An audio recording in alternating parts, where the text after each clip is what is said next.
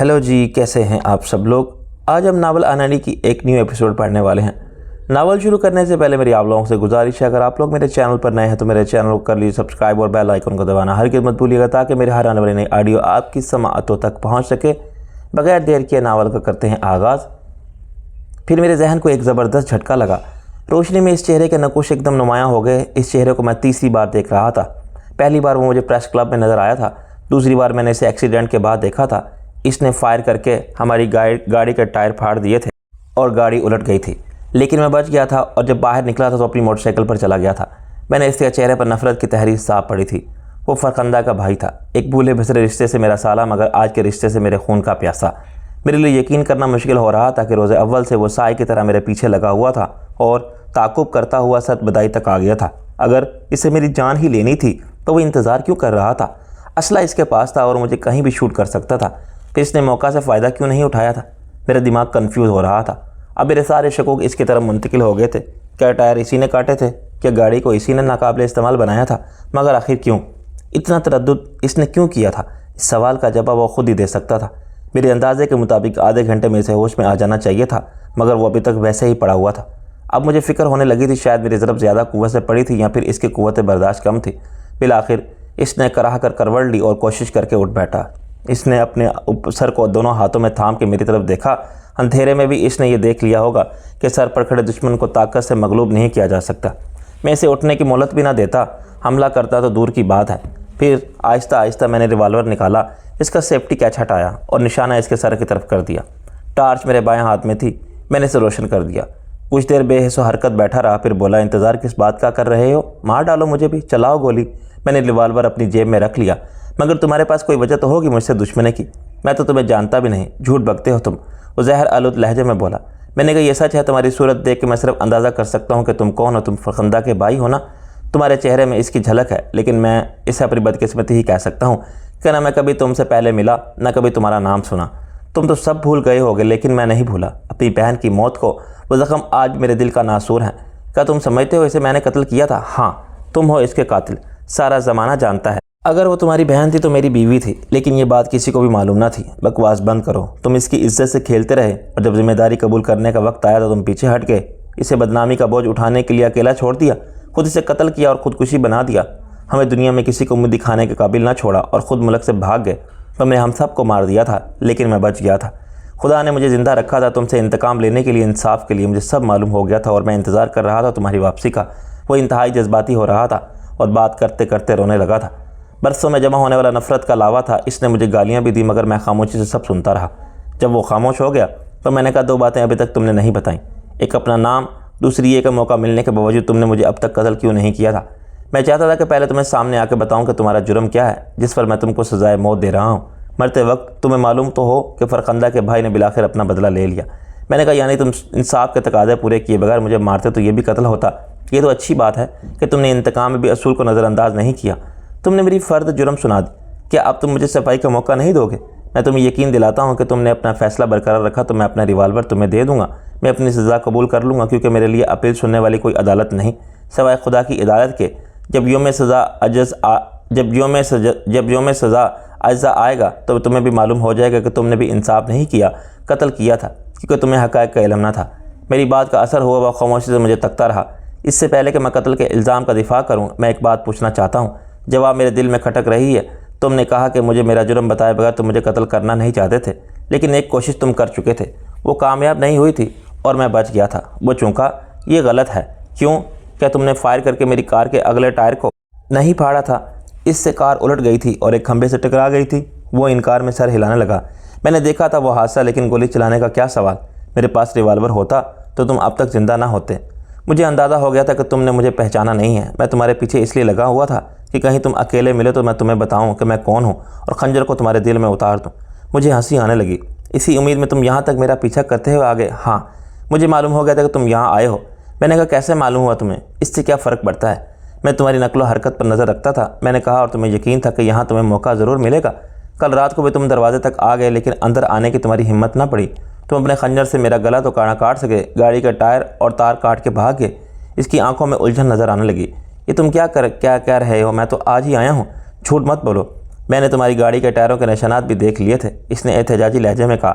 میں گاڑی پر نہیں اپنی موٹر سائیکل پر آیا ہوں اور ایسی کوئی فضول حرکت میں نے نہیں کی، نہ میں نے ٹائر کاٹے اور نہ تار۔ میں اسے حیرانی سے دیکھتا رہا۔ تم اتنی دور موٹر سائیکل پر آئے ہو؟ ہاں، کار نہیں ہے میرے پاس۔ مجھے یقین تھا کہ یہاں مجھے موقع ضرور ملے گا، کہیں نہ کہیں تمہارا اور میرا سامنا ضرور ہوگا، اکیلے میں۔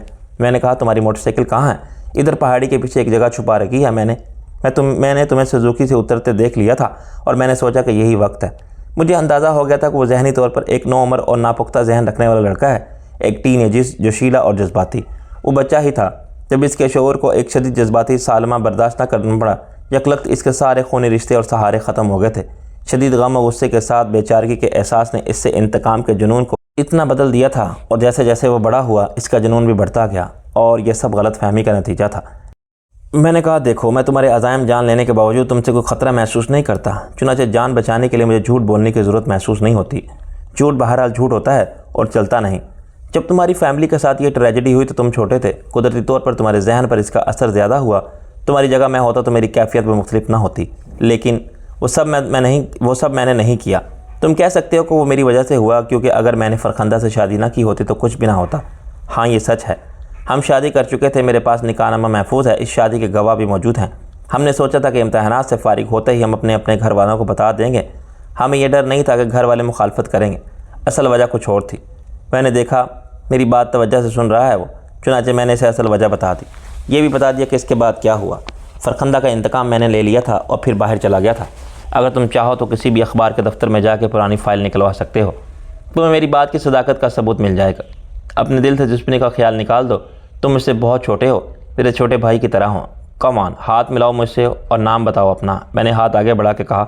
وہ کچھ دیر تذبذب کی کیفیت میں بیٹھا رہا، پھر آہستہ آہستہ اس کا ہاتھ آگے بڑھا۔ میرا نام فاروق ہے۔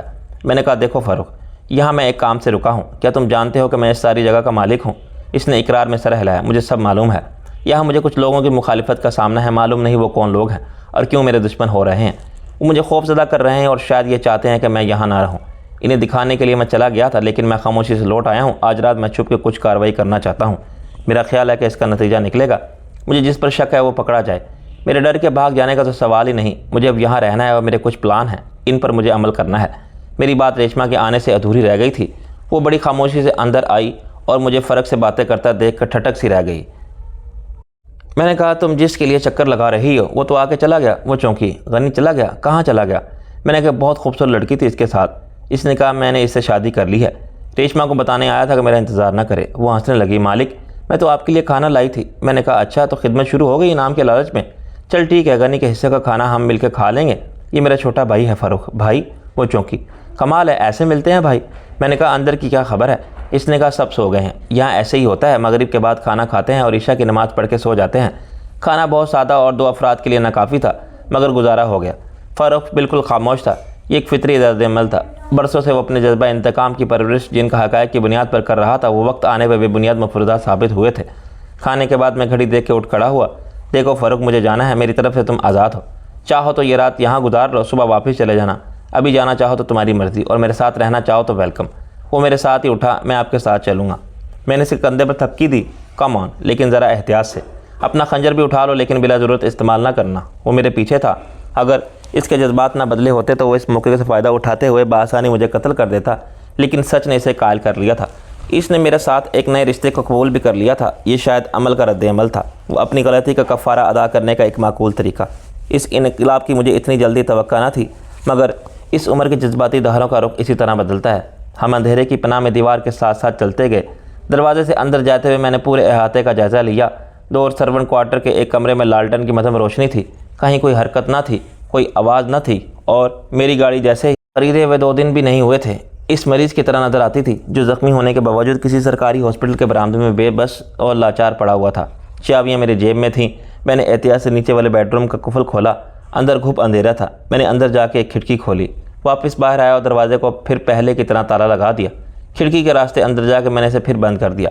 اس کمرے میں ہم ایک رات گزار چکے تھے، اس کو ہمارے قیام کے لیے صاف کر دیا گیا تھا، اور شاید برسوں کی مبہوس ہوا میں تازگی پیدا کرنے کے لیے کوئی اسپرے کیا گیا تھا کہ اندر گھٹن محسوس نہیں ہوئی تھی۔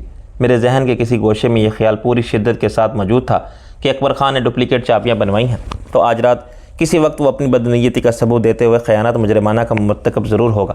اسے ڈر ہوگا کہ میں اگلے ہی دن واپس نہ آ جاؤں۔ میری گاڑی وہیں تھی اور میں اپنے عزائم کا اظہار کر چکا تھا کہ مستقبل میں میرے سیکیورٹی پلان کیا ہوں گے۔ میں اور فاروق اندھیرے میں آمنے سامنے بیٹھ کے ٹارچ کو ایک بار جلا کے میں نے اس کمرے کا پورا منظر دکھا دیا۔ اس کے ایک کنارے پر شاہانہ مساحری تھی تو دوسرے حصے میں قدیم طرز کے وکٹورین صوفے رکھے ہوئے تھے۔ ان پر سرخ مخمل تھا جو اپنی کوہنہ سالی کے باعث بے رنگ ہو رہا تھا اور اس کے نقشین شاب بلہوت کی لکڑی کے فریم کی پالش میں چمک نہ رہی تھی۔ یہ سب میں نے گزشتہ روز ہی دیکھا تھا۔ وہ ابھی تک اس صدمے کی کیفیت سے باہر نہیں آیا تھا جو اسے اپنے خود ساختہ مفروضات کے الٹ جانے سے ہوا تھا۔ میں اس سے فرخندہ کی باتیں کرنے لگا۔ آہستہ آہستہ وہ مجھے بتانے لگا اپنے بارے میں، اپنی ماں کے بارے میں، گھر کے بارے میں اور بہن کے بارے میں۔ ابھی زیادہ دیر نہیں ہوئی تھی کہ وہ میرے کانوں نے کسی کی آواز سنی۔ یہ آواز اوپر سے آئی تھی۔ مجھے یوں لگا جیسے کسی نے اکبر کو آواز دی۔ پھر خاموشی چھا گئی۔ کیا میرے کانوں کا قصور تھا؟ میں نے فاروق سے پوچھا۔ تم نے کچھ سنا؟ ہاں، کسی نے کہا تھا اکبر۔ یہ اکبر کون ہے؟ فاروق بولا۔ اب مزید تصدیق کی ضرورت نہیں تھی۔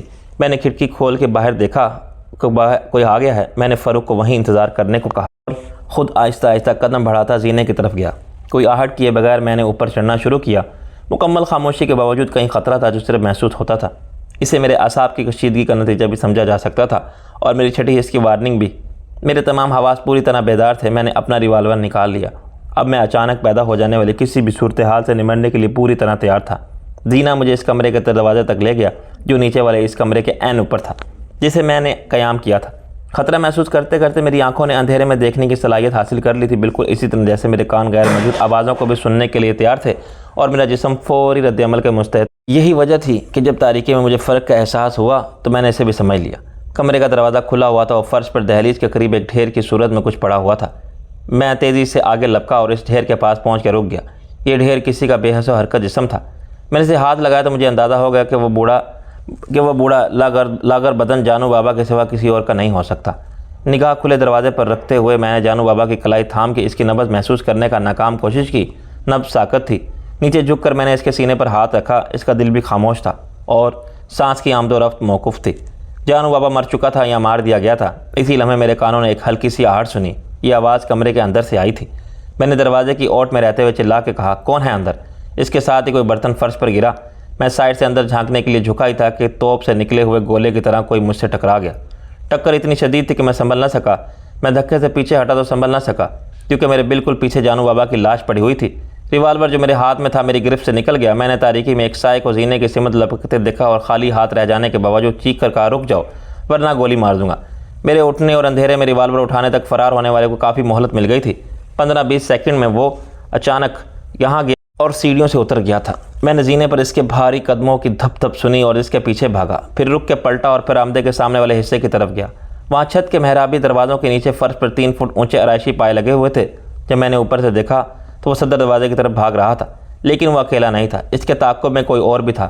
یہ فاروق کے سوا کوئی اور نہیں ہو سکتا تھا۔ اس نے اوپر سے میرے چلانے کی آواز سنی ہوگی اور شاید اوپر آنا چاہتا ہوگا کہ اسے اوپر سے اترنے والا فرار ہوتا نظر آیا۔ سوچے سمجھے کے بغیر وہ اس کے پیچھے لگ گیا۔ میں نے اوپر سے چلا کے کہا، فاروق اسے جانے مت دینا، اور اس کے ساتھ ہی میں نے نشانہ لے کر آگے والے شخص پر فائر کیا۔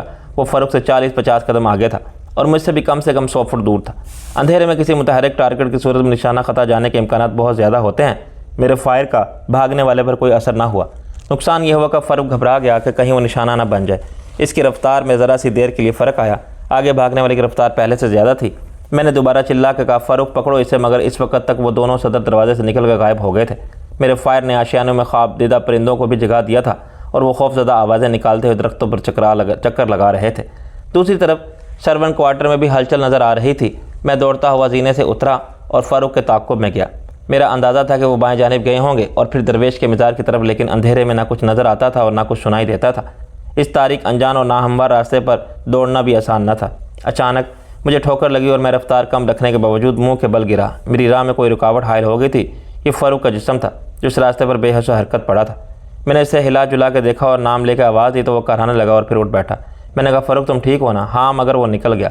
اس نے اپنے سر کو دباتے ہوئے کہا، اس نے پتھر کھینچ مارا تھا مجھ پر، ورنہ میں اسے پکڑ لیتا۔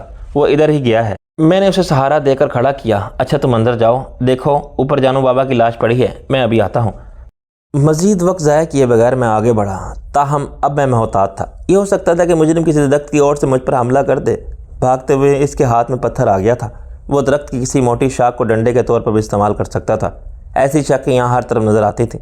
یہاں درختوں سے ایندھن حاصل کیا جاتا تھا، چنانچہ کاٹی جانے والی شاخیں सूखने के लिए डाल दी जाती थी। मुझे धक्के से गिराने वाला यकीनन जवान और सेहतमंद शख्स था, लेकिन वो अकबर खान नहीं हो सकता था। इसकी एक टांग ख़राब थी। बैसाखी के बगैर वो थोड़ा बहुत चल तो लेता था, मगर ऐसे दौड़ नहीं सकता था। फिर भी तस्दीक के लिए मैं सब्ज़ी के खेतों से गुजर के इस बैरक तक गया जहाँ अकबर खान चौकीदार की हैसियत से मुलाजमत करता था। मेरा ख्याल था कि इस वक्त वहाँ कोई नहीं होगा। इस इमारत में ऐसी क्या चीज़ हो सकती है जिसकी हिफाजत के लिए रात को अकबर खान ड्यूटी दे। इसका काम दिन में गेट खोलने और बंद करने या ऊपर के छोटे मोटे काम सर अंजाम देने तक महदूद होगा, लेकिन बंद दरवाजे के पीछे कैबिन में रोशनी थी। मैंने सोचे समझे बगैर लोहे के गेट पर रिवाल्वर से दस्तक दी। मेरे हाथ को बिजली का ज़बरदस्त झटका लगा। इसके साथ साथ ही इमारत की छत पर लगी हुई तमाम सर्च लाइट्स रोशन हो गई। 10-10 फुट के फासले से टिकी हुई इन लाइटों का रुख ऐसे रखा गया था कि चारों तरफ का इलाका एक जैसा रोशन हो जाए। लाइट इतनी तेज़ थी कि गिरदनुमा में 100 गज तक चूहा भी बिल से निकल के भागता तो नज़र आ जाता। लाइट्स ऑन हुई तो अंदर या बरामदे में कहीं एक अलार्म भी वक्फे से हिप हिप करने लगा। अकबर खान कैबिन में क्लैशनकोफ के साथ बरामद हुआ। अपने सामने मुझे पाके वो सख्त हैरान हुआ। मालिक आप? फिर वो अंदर गया। शायद इसने गेट से बिजली के कनेक्शन का सिलसिला मुनक़ता किया। जब इसने गेट खोला तो सर्च लाइट्स ऑफ हो गई थी। ऐसा जदीद और ख़ुदकार हिफाजती इंतज़ाम मेरे लिए जितना गैर मुतवक्के था, इतना ही मेरे शकुक में इजाफे का सबब बन रहा था। मैंने कहा Akbar Khan what is this, क्या है ये सब? इसने पुरसुकून रहते हुए कहा क्या है मालिक? इस दरवाजे में करंट है, बाड़ के तारों में भी होगा। इसने मुजरमाना इकरार में सर हिलाया। है मालिक? मैंने कहा कितना? 440 वोल्ट। जी सर। मैंने धाड़ का कहा क्यों, क्या है यहाँ जिसकी हिफाजत के लिए ऐसे ख़तरनाक इक़दाम किए गए हैं? क्या तुम्हें मालूम नहीं कि इससे इंसानों की हलाकत का ख़तरा है? जहाँ ऐसे इंतज़ामात हों वहाँ वाज़ेह अंदाज में वार्निंग लिखी जाती है। अनपढ़ लोगों को ख़बरदार करने के लिए ख़तरे की अलामत बनाई जाती है। शॉक मुझे भी लगा था। इस पर मेरा कोई कसूर नहीं मालिक। मेरा पारा और चढ़ गया। मालिक के बच्चे, इतने अनजान और बेखबर मत बनो। तुम इस गांव के रहने वाले जाहिल देहाती नहीं हो, फ़ौज में रहे हो, सब जानते हो। मुझे बताओ ये सब क्या है? क्या मालिक? वो सपाट लहजे में बोला। ये सब क्या है? इस बैरक में क्या है? क्यों नस्ब की गई हैं ये सर्च लाइट्स, अलार्म सिस्टम, यकीनन खुफिया कैमरे भी होंगे। क्या मकसद है इन हिफाजती इंतज़ामात का? आप मुझ पर बिला वजह नाराज़ हो रहे हैं सर।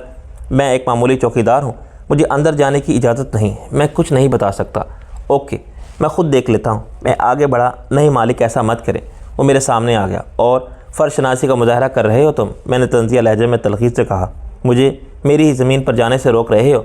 ये ममनुआ इलाका है सर। ममनुआ इलाका मेरे लिए? मैंने गर्ज के कहा। इस शख्स के लिए जो इस ज़मीन का मालिक है। अकबर खान तुम्हारा सारा ख़ानदान मेरा नमक ख्वार है, लेकिन इस वक्त मैं यहाँ ड्यूटी पर हूँ सर। अब तुम्हारी हैसियत भी एक मुजरिम जैसी है। अकबर खान तुम इनका साथ दे रहे हो जो मेरे मुजरिम हैं और कानून के मुजरिम हैं।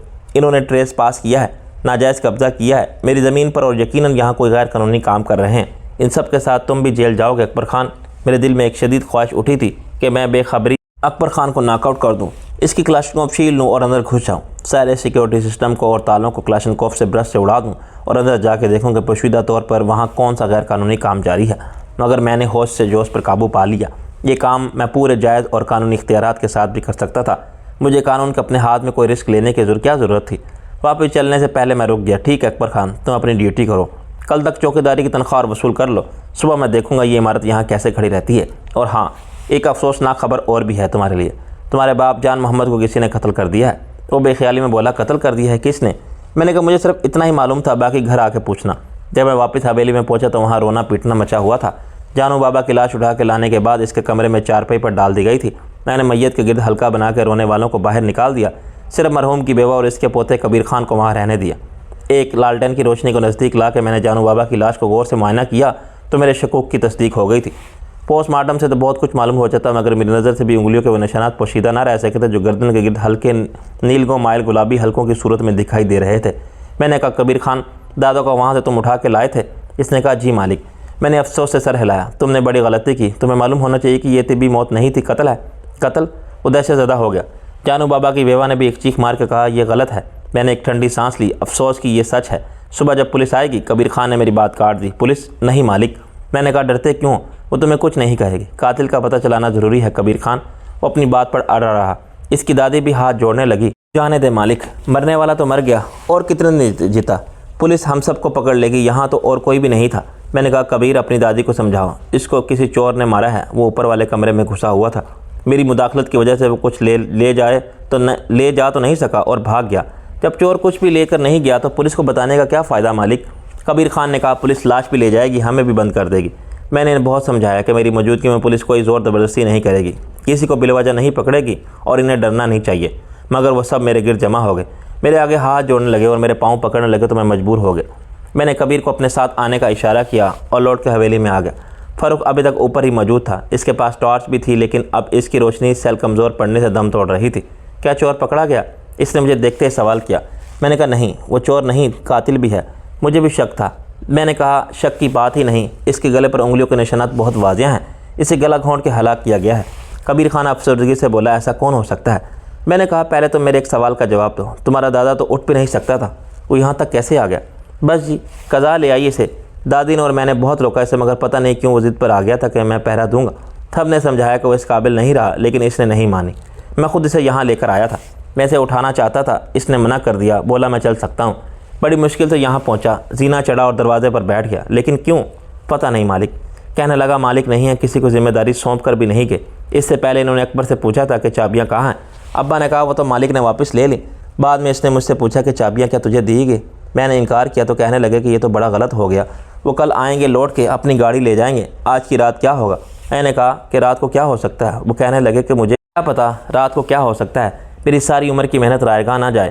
پھر وہ ضد کر کے یہاں آ گئے۔ مجھے پاگل پن کی حد تک پہنچنے والے اس فرض شناسی کے احساس پر دکھ ہوا جس کی وجہ سے بالآخر جانو بابا کی جان گئی۔ ادائے ایک فرض سے جان قربان کر دینا اور جان نثاری میں جان دینا صرف زبانی جمع خرچ کی بات ہے، مگر اس خاندانی نمک خوار نے اسے سچ کر دکھایا تھا۔ حفاظت وہ خاک کرتا، سانس لینا بھی اسے دوبر تھا۔ دست قاتل نے بے سبب ہی اس پر قوت بازو کو آزمایا۔ ایک جھٹکے میں طائر روح پر پرواز کر گیا ہوگا جو یوں بھی کف عنصری سے نکلنے کے لیے پھڑ پھڑا رہا تھا۔ باقی رہ گیا تھا جانو بابا کے فرض کا قرض جو مجھے کسی نہ کسی طور پر چکانا تھا۔ ایک بات پوچھوں مالک؟ کبیر خان نے پوچھا۔ میں چوکا۔ ہاں کیا بات ہے کبیر؟ آپ تو چلے گئے تھے، سب کے ساتھ واپس کیسے آ گئے؟ کبیر خان کی سوالیاں نظریں فاروق پر ٹھہر گئیں۔ میں نے اس کے سوال پر چھپے ہوئے بے نام شک کو محسوس کیا۔ اس کی مجال نہ تھی کہ وہ تفتیش کرنے والوں کے لہجے میں پوچھ سکتا کہ اگر جانو بابا کو قتل کیا گیا تھا تو کیا تم وضاحت کر سکتے ہو کہ جائے واردات پر تم کیا کر رہے تھے، کیوں موجود تھے، تمہارے ساتھ یہ اجنبی کون ہے جو دن کے وقت نظر نہیں آیا تھا، اور آخر تمہارے اس بیان کی صداقت کو تسلیم کرنے کا جواز کیا ہے کہ جانو بابا کا قتل وہی ہے جو چوری کرنے آیا تھا اور تم دونوں مسلح ہونے کے باوجود اسے پکڑنے میں ناکام رہے؟ اگر میں انہی جیسا عام آدمی ہوتا تو پولیس مجھ سے انہی سوالات کے جوابات مانگتی اور بذریعہ چترول اپنی مرضی کا ہر جواب حاصل کر لیتی، مگر میں دولت مند اور بارسوخ تھا، اس جاگیر کا ولایت سے آنے والا مالک تھا، چنانچہ قانون کے دسترس سے باہر تھا۔ میں نے کہا کبیر خان، مجھے تمہارے دادا نے خبردار کر دیا تھا کہ یہاں کچھ لوگ قابل اعتبار نہیں ہیں۔ کچھ میں نے اپنی آنکھوں سے دیکھا تھا اور کانوں سے سنا تھا تو مجھے شک ہوا کہ واقعی معاملات خراب ہیں۔ پھر جو کچھ میری گاڑی کے ساتھ ہوا تمہیں بھی معلوم ہے، چنانچہ سب کے سامنے میں چلا گیا تھا، مگر کچھ دور جا کے میں اتر گیا۔ فاروق ادھر سے اپنی موٹر سائیکل پر آ رہا تھا۔ یہ میرا کزن ہے، اسے آنا تو ہمارے ساتھ ہی تھا لیکن کسی وجہ سے نہیں آ سکا تھا۔ یہ جو شیلا جوان موٹر سائیکل پر چل پڑا، یہ مجھے مل گیا۔ اس نے اپنی موٹر سائیکل چھپا دی اور ہم خاموشی سے یہاں آ کے چھپ گئے۔ افسوس یہ ہے کہ ہمیں دیر ہو گئی۔ ہم نیچے تھے، چور اوپر اپنی کارروائی میں مصروف تھا، ہمیں پتہ ہی نہیں چلا تھا کہ جانو بابا بھی اوپر ہیں۔ جب اس کے چلانے کی آواز آئی تو ہم اوپر بھاگے اور وہ ہمیں دھکا دے کر نکل گیا۔ میں نے فائر بھی کیا تھا اس پر مگر وہ بچ گیا۔ خیر، بچ کے کہاں جائے گا؟ اب ہم اس وقت تک نہیں جاؤں گا جب تک وہ پکڑا نہ جائے اور حالات میرے قابو میں نہ آ جائیں۔ کیا میں جاؤں؟ کبیر خان نے میرے خاموش ہو جانے کے کچھ دیر بعد پوچھا۔ ہاں تم جاؤ۔ میں نے کلائی کی گھڑی دیکھی جس میں رات کے 2:30 بج رہے تھے، لیکن ایک لالٹین دے جاؤ۔ جب وہ چلا گیا تو فاروق نے جیب میں ہاتھ ڈال کے چابیوں کا گچھا برآمد کیا۔ یہ وہاں پڑا تھا۔ میں نے گچھا لے لیا۔ یہ نئی چابیاں تھیں مگر ان کو پرانی ڈوری سے باندھا گیا تھا۔ شناز کی آبزرویشن بالکل درست تھی۔ اکبر خان نے اصل چابیوں کو ڈپلیکیٹ بنوا لی تھی۔ اپنی بیوی نور جہاں کو شہر چھوڑنے کے لیے جانے کا مقصود بہانا تھا، در حقیقت وہ چابیاں بنوانے گیا تھا۔ ایک دن پہلے چابیوں گم ہو جانے کا معاملہ اب پر اسرار نہیں رہا تھا۔ اب سوال یہ پیدا ہوتا تھا کہ اکبر خان نے چابیاں بنوا کے کس کو دی تھیں؟ اس کا دوسرا ساتھی کون تھا جس کو وہ پورے اعتماد کے ساتھ شریک جرم کر سکتا تھا؟ کبیر خان کے لالٹین کے ساتھ نمودار ہونے تک میں ایسے ہی سوالات میں الجھا رہا۔ اس وقت حویلی کے ہر کمرے کے تفصیلی جائزہ لینا ممکن نہیں تھا۔ فاروق کے ساتھ میں صرف اس کمرے میں گیا جو کھلا پڑا ہوا تھا۔ میری حیرت اپنی جگہ، مگر فاروق کا حال تو الف لیلا کی کہانی کے کردار الادین جیسا تھا جو درزی کا بیٹا تھا۔ قسمت نے اسے قید خانے کے بجائے طلسماتی خزانے تک پہنچا دیا تھا۔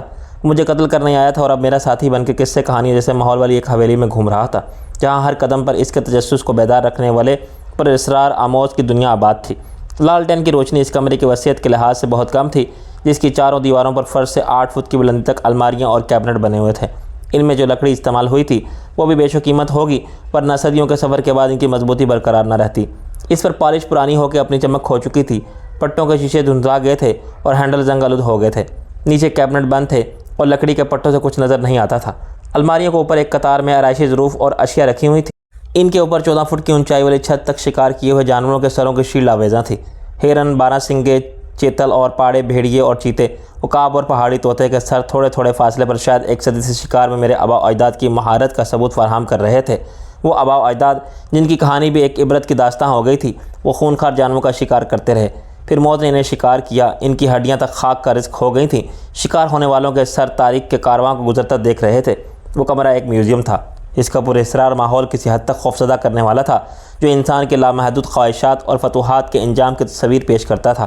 لالٹین اوپر اٹھا کے میں الماریوں کے سامنے سے گزرا تو گرد آلود شیشوں کے پیچھے مجھے صدی کے سارے مغرور لمحے کسی فرعون کی ممی کی طرح منجمد محسوس ہوئے۔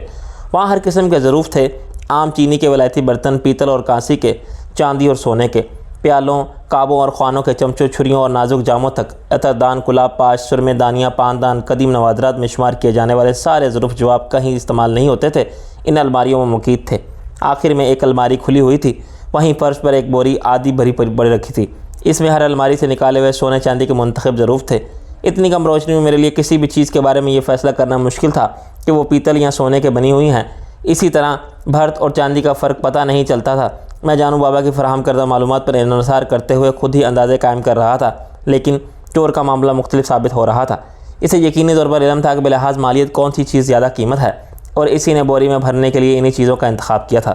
فاروق بڑا محصور سا کھڑا تھا اور ہر چیز کو بڑے غور سے دیکھ رہا تھا۔ ایسی تاریخی نوادرات سے بھری قدیم حویلی اس نے شاید صرف فلموں میں دیکھی ہوگی، خود میرا یہی حال تھا۔ اگرچہ پاکستان میں بھی پرانے نوابوں اور جاگیرداروں کی حویلیاں ہر جگہ اویلیبل ہیں، لیکن میں نے آج تک کسی بھی ایسی حویلی کے اندر قدم نہیں رکھا تھا۔ میرے ذہن میں ان کا تصور پرانے شہنشاہی دور کی داستانوں کی بنیاد پر تھا۔ ابھی وقت نہیں تھا کہ میں تمام چیزوں کا تفصیلی جائزہ لیتا۔ میں نے ہر چیز کو اسی طرح چھوڑا اور دروازے کو قفل لگا دیا۔ ہم لوڈ کے نیچے والے کمرے میں آگے فاروق کے ماتھے پر اس پتھر کا نشان تھا، مجرم نے فرار ہوتے ہوئے اس کا راستہ روکنے کے لیے مارا تھا۔ سامنے سے کھال پھٹ گئی تھی اور خون جم گیا تھا۔ اس کے سر میں درد بھی تھا، مگر فی الحال اس کے علاج کی کوئی صورت نہ تھی۔ میں نے اس سے کہا کہ وہ سو جائے، لیکن وہ ذہنی طور پر مجھ سے زیادہ اپسیٹ تھا۔ ہم باتیں کرتے رہے، میں نے اسے اپنے بارے میں، اپنے ارادوں کے بارے میں بتایا۔ اس نے مجھے اپنے بارے میں آگاہ کیا۔ وہ بھی مظلوم تھا، ماں باپ کے بعد زمانے نے اسے اس کے ساتھ اچھا سلوک نہیں کیا تھا۔ رات انہی باتوں میں کٹ گئی۔ میں نے پوچھا، کیا تم اپنے 2 پہیوں والے گھوڑے پر ایک طویل سفر کر سکتے ہو لاہور تک؟ بالکل کر سکتا ہوں۔ اس کے لیے صبح کا انتظار کیوں؟ میں ابھی جا سکتا ہوں۔ میں نے کہا نہیں، اب ایسی ایمرجنسی بھی نہیں ہے، کوئی خطرہ مول لیا جائے۔ مجھے لاہور جا کے کیا کرنا ہوگا؟ میں نے کہا تمہیں ایک نئی بہت سے کام کرنے والے ہوں گے، اچھا ہوگا اگر اس کے لیے تم کچھ دیر آرام کر لو۔ مجھے نیند نہیں آئے گی۔ کوئی بات نہیں، آنکھیں بند کر کے لیٹے رہنے سے ہی فائدہ ہوگا، میں نے کہا، اور وہ آنکھیں بند کر کے قالین پر درات ہو گیا۔ نیند مجھے بھی نہیں آئی۔ صبح کا اجالا کھڑکیوں کے شیشوں پر نمودار ہوا تو میں اٹھ بیٹھا۔ فاروق کو غائب پا کے مجھے کچھ تشویش ہوئی کہ کہیں وہ حالات سے گھبرا کے یہاں حوصلہ ہار کے فرار تو نہیں ہو گیا، لیکن وہ باہر گھوم رہا تھا۔ اس نے درویش کا مزار اور ملحقہ علاقے سب دیکھ لیے تھے۔ آپ کی یہ جاگیر کہاں تک ہے؟ اس نے مجھ سے پوچھا۔ صحیح بات تو یہ ہے کہ ابھی مجھے بھی اس کی حدود کا اندازہ نہیں، میں نے خود جا کے کچھ نہیں دیکھا۔ ایک دن میں یہ ممکن نہیں تھا، اور پھر یہاں کے معاملات عجیب صورت اختیار کر گئے ہیں۔ حویلی میں ہم اس کمرے تک محدود رہے، پہلے چابیاں گم ہو گئیں اور پوری حویلی کا جائزہ لینے کا موقع نہیں ملا۔ کل میں نے خاندانی نوادرات والا کمرہ بھی تمہارے ساتھ ہی پہلی بار دیکھا تھا۔ کل کا دن ضائع ہوا، آج کا بھی ہوگا۔ فرصت ملے گی تو دیکھیں گے، اور کیا ہے۔ وہ بولا، میں تو ایک عجیب ہی دنیا میں آ گیا ہوں، کچھ سمجھ میں نہیں آتا کہ یہاں آپ کیا کریں گے اور کیسے کریں گے۔ یہ جگہ اتنی دور ہے اور الگ ہے، کوئی رابطہ نہیں، سہولت نہیں۔ میں نے کہا حوصلہ رکھو اور دیکھتے رہو، یہ دنیا بدل جائے گی۔ جب کولمبس نے امریکہ کی سرزمین پر قدم رکھا تو وہاں کیا تھا؟ آسٹریلیا بھی ایک ویرانہ تھا، اور تاریخ کے روز اول انسان دنیا کو دیکھا تھا تو یہاں کیا تھا؟ ویسے تو یہ روایتی قسم کی تاریخی حویلی ہے جن میں راجے، مہاراجے اور نواب رہتے تھے، لیکن ایک چیز مجھے نظر نہیں آئی۔ وہ کیا ہے؟ ایسے محلوں میں خاندانی تصاویر ہوتی ہیں، آباء و اجداد کی، دادا پردادا اور ان کے دادا پردادا کی۔ میں نے کہا بالکل ٹھیک کہا تم نے، لیکن ایک تو میرے آباء و اجداد نواب نہیں تھے، خاندانی طور پر وہ عام درات پیشہ لوگ تھے۔ جسے یہ جاگیر عطا کی گئی تھی وہ ایک غریب کسان تھے۔ خاندانی نوابوں کو خوب بہو اور طور طریقے کئی نسلوں کے بعد آتے ہیں۔ یہاں تو کسی کو آباد ہونے کے لیے عمر کی پوری مہلت ہی نہیں ملی، حویلی کی روایات کیسے جنم لیتی؟ دوسری بات یہ کہ ممکن ہے تصاویر کسی کمرے میں موجود ہوں، ابھی میں نے ہر کمرے کو کھولا ہی نہیں ہے۔ ان کی سواری کے لیے کیا تھا؟ شاہی سواری کے لیے ہاتھی، گھوڑے، رتھ یا بگھی؟ میں نے کہا میں نے سنا تھا کہ کچھ پرانی موٹریں تھیں، مگر وہ مجھے نظر نہیں آئیں۔ کیسی ہیں اور کس حال میں ہیں معلوم کروں گا۔ اچھا اب تم بتاؤ، تم تیار ہو؟ میں بالکل تیار ہوں۔ میں نے اسے ایک لمبی فہرست بتائی۔ یہ سارے کام مشکل نہیں ہے، لیکن وقت طلب ہے۔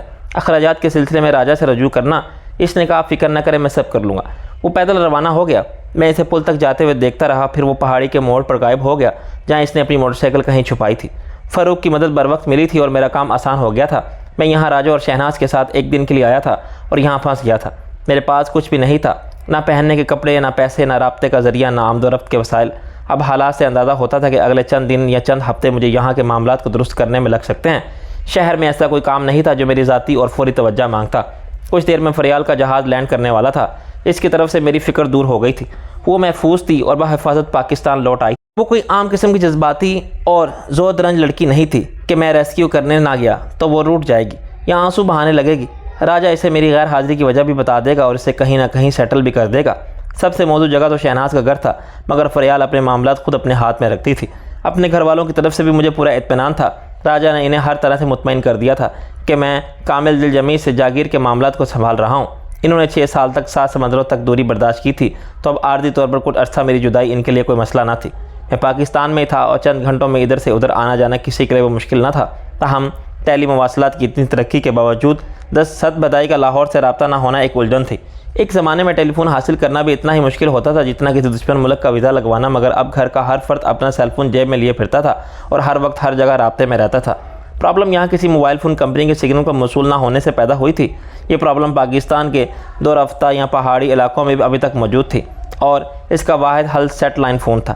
میں نے جو چیزیں فروخت کے ذریعے منگوائی تھیں ان میں تھورایا کمپنی کا سیٹ لائٹ فون ریسیور بھی تھا۔ یہ رابطے کا مہنگا مگر مؤثر اور بین الاقوامی ذریعہ تھا۔ ایک مسئلہ جو قطعی غیر اہم تھا، خدمات کی عدم دستیابی تھی۔ جانو بابا کی موت کے بعد سب خدمت گزار اپنے مالک کو سنبھالنے ہوئے تھے، لیکن اس وقت مجھے سخت خفت محسوس ہوئی جب فاروق کے جانے کے کچھ دیر بعد کبیر خان میرے ناشتے کی ٹرے کے ساتھ نمودار ہوا۔ میں نے کہا کبیر خان اس کی ضرورت نہیں تھی۔ اس نے ٹرے کو میز پر رکھ دیا۔ مالک جہاں رشتہ دار اور پڑوسی ہوں وہاں یہ ذمہ داری سب مل کے اٹھا لیتے ہیں۔ سوئم تک گھر میں چولہا نہیں جلتا، لیکن یہاں کون ہے؟ سب بھوکے تو نہیں بیٹھے رہ سکتے۔ اپنے لیے کیا تو اپنے لیے بھی کر لیا۔ میں نے کہا تھینک یو، جنازہ کب اٹھے گا؟ وہ بولا آس پاس خبر کر دی ہے، پنڈ سخاوت سے مولوی آئے گا، وہ کفن بھی لاتا ہے، غسل بھی دیتا ہے اور جنازہ بھی پڑھاتا ہے۔ یہ سب کام دوپہر سے پہلے شروع ہوئے۔ میں تمام وقت وہیں موجود رہا۔ میری جیب میں کچھ رقم تھی مگر جانو بابا کے لواحقین نے کچھ بھی لینے سے انکار کر دیا۔ انہوں نے کہا کہ یہ آخری ذمہ داری وہ خود پوری کریں گے۔ دوپہر تک گرد و نواح سے 30-40 افراد آ گئے اور جانو بابا کو کچھ فاصلے پر پنڈ سخاوت کے قبرستان میں سپرد خاک کر دیا گیا۔ حوالہ تو شرعی تھا کہ تدفین میں تاخیر نہیں ہونی چاہیے، مگر میں نے محسوس کیا کہ وہاں ہر شخص عجلت میں ہے۔ ایک کام ہے، جتنی جلدی ختم ہوا اچھا ہے۔ جانو بابا کی زندگی پوری ہو چکی تھی اور وہ کسی کو بھی اتنا عزیز نہ تھا کہ اس کا مرنا کسی کے لیے ناقابل تلافی نقصان ہوتا۔ کسی نے اس کی کمی کو محسوس ہی نہیں کیا۔ ابتدائی صدمے سے تھوڑے بہت آنسو نکل آنا فطری بات تھی، مگر اس کو دفن کرتے ہی جیسے ہر شخص نے اسے فوراً فراموش کر دیا۔ اس کا ذکر بھی ضروری نہ رہا۔ زندگی چند گھنٹوں بعد روز کے معمول پر آ گئی۔ بچے اپنے کھیل کود میں لگ گئے، خواتین نے اپنا کام شروع کر دیا۔ اب وقت تھا کہ میں باقی حویلی کا جائزہ لے سکوں۔ اوپر والی منزل کی چھت پر ایک 12 دری سی بنی ہوئی تھی۔ میں نے اوپر جانے کا زینہ تلاش کیا اور 12 دری میں پہنچ گیا۔ یہ 20 فٹ لمبا چوڑا کمرہ تھا، جس میں ہر طرف 3 محرابی دروازے بنا دیے گئے تھے۔ اس میں ایک وسیع و عریض تخت کے سوا کچھ نہیں تھا۔ تخت کی لکڑی بھی دھوپ اور بارش سے انتہائی بوسیدہ ہو گئی تھی۔ زمین سے تقریباً 28-30 فٹ کی بلندی میں سے میں نے گرد و پیش پر ایک طائرانہ نگاہ ڈالی۔ میرے چاروں طرف گھنا جنگل تھا، مگر پہاڑی اور پل کے پیچھے مجھے دریائے کنہار دکھائی دیا۔ یہ میری جاگیر کی مغربی حدود کو چھوتا ہوا گزر رہا تھا۔ اس پر ڈیم بنانے کا آئیڈیا یقیناً قابل عمل تھا، لیکن حتمی فیصلہ ماہر انجینئر ہی کر سکتے تھے۔ کیا یہاں ہائیڈل پاور پلانٹ مالی طور پر منفقت بخش ہوگا اور بجلی پیدا ہوگی؟ وہ کسی دوسرے پروجیکٹ کے لیے فائدہ مند ہوگی، خصوصاً ان حالات میں کہ واپڈا کی لائن بھی موجود تھی۔ یہ معاملہ بھی ماہرین ہی طے کر سکتے ہیں کہ ڈیم کا پانی آبپاشی کے لیے استعمال ہوگا تو اس علاقے کی پیداوار کتنی بڑھے گی، یہاں روزگار کے کتنے مواقع پیدا ہوں گے اور یہ علاقہ ترقی کرے گا یا نہیں۔ میں نے تخت کو کھڑا کیا اور 12 دری کی چھت پر چڑھ گیا۔ اب میں 40 فٹ کی اونچائی سے پورے علاقے کا ایریل سروے کر سکتا تھا۔ اگر میرے ہاتھ میں ایک دوربین ہوتی تو میں تمام اطراف میں ہر لوکیشن کو زیادہ تفصیل کے ساتھ دیکھ لیتا۔ مشرق میں پھیلے ہوئے جنگل کے اوپر سے میں نے ایک کھلے حصے میں وقفے سے حرکت کا مشاہدہ کیا۔ میری آنکھوں تک سورج کی روشنی منعکس ہو کے پہنچی اور غائب ہو گئی۔ نظر جما کے دیکھنے سے مجھے ایک بس متحرک نظر آئی۔ فاصلے کی وجہ سے وہ مجھے چیونٹی کی رفتار سے رینگتی نظر آ رہی تھی اور کھلونے جیسی لگتی تھی۔ ادھر یقیناً کوئی سڑک تھی، میرا اندازہ درست ثابت ہو رہا تھا۔ ادھر سے کوئی راستہ یقیناً جہلم کی طرف نکلتا ہے یا موٹر وے تک جاتا ہے۔ شاید درمیان میں میلوں تک پھیلے ہوئے جنگلات کی وجہ سے سڑک کوئی نہیں تھی اور چھوٹی موٹی آبادیوں کے درمیان کچے راستے پر بیل گاڑیاں اور گھوڑا گاڑیاں آتی جاتی ہوں گی۔ گاڑیوں کے لیے 7 بدائی پہنچنے کا واحد راستہ روہتاس اور ٹیلا جوگیوں کی طرف سے تھا، تاہم کچے راستے پر بھی گاڑیوں کی آمد و رفت ناممکن نہیں تھی۔ اس کا ثبوت مجھے اپنے علاقے میں تعمیر شدہ بیرک کا جائزہ لیتے ہوئے مل گیا تھا۔ تاہم اس تمام علاقے کے تفصیلی جائزہ لینے کے لیے مجھے ایک 4 ویل ڈرائیور جیپ اور ایک پورے دن کی ضرورت تھی۔ یہ احساس بہت عجیب تھا کہ آج اس لمحے میں خدا کی بنائی ہوئی اس زمین کے اس حصے کی ملکیت رکھتا ہوں جو تا حد نظر پھیلی ہوئی ہے، اور ساری بات اس ایک لمحے کے احساس کی ہے جب دنیا کے کروڑوں اربوں انسانوں کے پاس اپنی ایک انچ زمین بھی نہیں۔ بے شک انجان سب کا 2 گز زمین پر ہے، لیکن آج یہ زمین ہی دولت ہے اور طاقت ہے اور حکومت ہے۔ اگر خدا نے مجھے یہ زمین دی ہے تو پھر مجھے زمین پر رہنے والوں کے لیے کچھ کرنا چاہیے، خواہ وہ انسان ہو، پودے، درخت یا دوسرے زیرو، ورنہ میرے بعد بھی حویلی رہ جائے گی، نام مٹ جائے گا۔ پرانے وقتوں میں کہا گیا تھا، نام مطلوب ہے تو فیض کے اسباب بنا، پل بنا، چاہ بنا، مسجد و تالاب بنا۔ یہ آج بھی درست ہے، پل پہلے سے ہیں، تالاب نہ صحیح دریا کنہار ہے، چاہ یعنی کنواں بھی ہے، مسجد بھی ہے، مگر اور بہت کچھ ہونا چاہیے جو نہیں ہے۔ اس علاقے میں اسکول، ہاسپٹل نہیں ہیں، روزگار کے مواقع نہیں ہیں، صفائی نہیں ہے، گھروں میں بجلی نہیں ہے، فون نہیں ہے۔ اگر یہاں ترقیاتی کام ہو تو بہت کچھ ہو سکتا ہے۔ مرد لکڑی کاٹنے یا فرنیچر بنانے اور کیٹل فارمنگ کے کام کر سکتے ہیں، عورتوں کو کاٹیج انڈسٹری میں لگایا جا سکتا ہے، 200-250 افراد کو روزگار ملے تو خوشحالی آ سکتی ہے۔ تعلیم اور صحت کی سہولت کے لیے ایک چھوٹی سی ماڈل کالونی آباد کی جا سکتی ہے۔ یہ شیخ چلی کے خواب نہیں تھے، یہ سب کچھ ہو سکتا تھا۔